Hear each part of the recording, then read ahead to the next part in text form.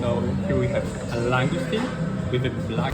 现在去吃那家海鲜馆，好像是来哥本哈根旅游必吃的，帮你们探一探值不值得去。我现在是冬天最冷的时候，别到时候如果夏天跑来吃说难吃又怪我。海鲜这种东西天热的时候肯定差，但鹿特丹那个夏天也还行，只是没冬天那么夸张。哇，快到了，这附近像个厂区，怪不得他们说好像是海鲜市场改过建的。就这了，没什么人现在，不过我约个位子。这鱼是国外长的吧？应该不能吃吧？一辆。哇，这厕所里面有滴水的这种音效，挺奇怪的，有想法。开放式。看一下菜单，生蚝小吃。它这个应该是随时更新的菜单，它不是固定住的。我就不吃生的了，还是吃熟的吧。主菜、肉、蔬菜。点挪威海鳌虾吧，还是点这个龙虾？这是什么地方 ？Lim Jordan。这个黑雪线，还是点这个？哦，是这个是黑雪线，这个是那个叫啥？比目鱼，要不比目鱼吧？做咖啡的，做面包。这附近以前可能是个批发市场。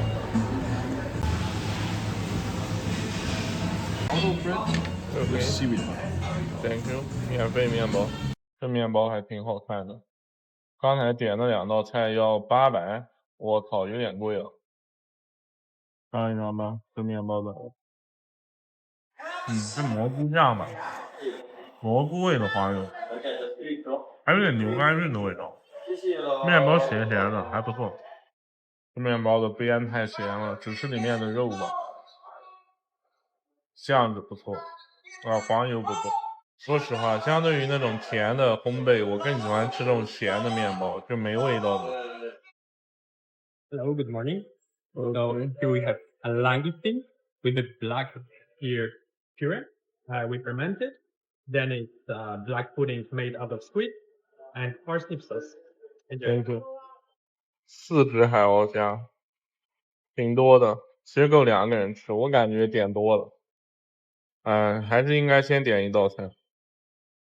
远处闻有点腥，太好了，我把那个鱼取消了，因为这个远处闻有点太腥了，我怕踩雷，而且这分量也挺大的。这怎么吃呢？先尝一尝。肉倒是看着超级雪白，超级白净。尝一尝，有一股虾黄的臭味，但是肉呢有点咸，但是又超嫩，处理稍微有点粗糙。我觉得我不确定行还是不行，反正我不喜欢，个人我不喜欢。这是啥？可以再尝一尝。就是它这个肉是很嫩，特别嫩，但是一股虾黄的味道，有点臭。那刚才说是啥？我听懂了，火腿吧，还是猪肉？等会儿我再吃蟹钳吧，全部一起吃，先把这些肉吃了。它这个肉再吃一块再评价一下。这个虾，如果你不考虑甜味、鲜味、腥味的话，你只是它的嫩度、口感是很嫩的，但不是我喜欢的嫩。我个人认为这道菜不合我的口味，做法反正肯定不是特别强的，也有可能它这个挪威海鳌虾就这种，但反正我吃过的海鳌虾比这牛逼的味道挺多的。它这处理的可能还是差点火候吧。黑的这个东西我没吃出来到底是火腿还是臭豆腐。反正黑的这东西也还行吧。这道菜如果你让我吃第2次，我肯定不会吃的。其实如果是我个人的话，如果我有选择，有朋友的话，他们爱吃的话，吃到这儿我就不想吃了。这些都给别人吃可以，因为有的人他如果不在乎这些细节的话，那可能吃着还是比较享受的。毕竟这个配置，你看那么豪华，4只大的海鹞虾。反正这家的味道，我觉得就是跟德国那家龙虾店比，差那家。反正我坐在这里就是一股虾黄的味道，不太好闻。这个肉太粉太面了，感觉是嫩的，但其实是粉面感啊，真的吃的有点受苦，而且巨咸。终于把这4排肉吃完了，吃完有点受苦，现在吃这个里面虾田的肉。虾田里面是这样丝丝的肉，尝一尝，是虾田里的肉。我一开始以为是鲜甜的，但吃多了以后发现是有点苦。真的，你要吃过鹿特丹那家小的海鲜馆，就知道这家为啥不行了。没有对比是不知道答案的。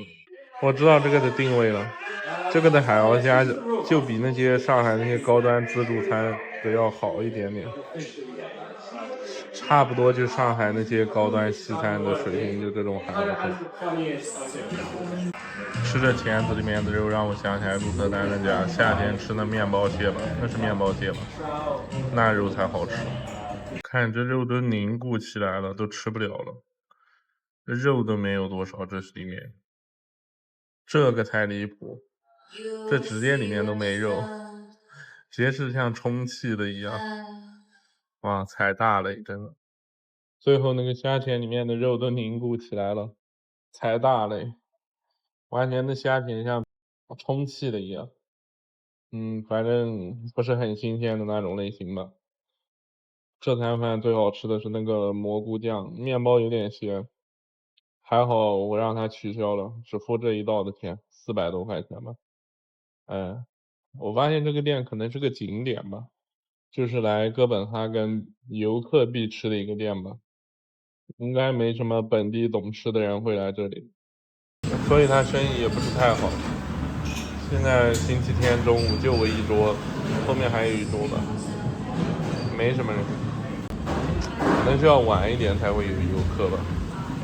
这个店我觉得可能还不如安特卫普那些称重海鲜好吃，真的。称重那些20多，我吃一大堆那种，比这个还好一点点。吃点面包走吧，皮不吃了，皮太咸了，而且糊的。这个也是米其林指南的餐厅吧？吃完了，这家不是太建议来，那家烘焙店可以去试试。烘焙店毕竟不贵嘛，对吧？这几百块钱吃个这种品质的海鲜，不是很推荐啊。这家是吧？还好把那鱼取消了，不然的话踩大了，不是很推荐。400多块钱吃这一道菜，这种水平完全不值，不符合我的消费观。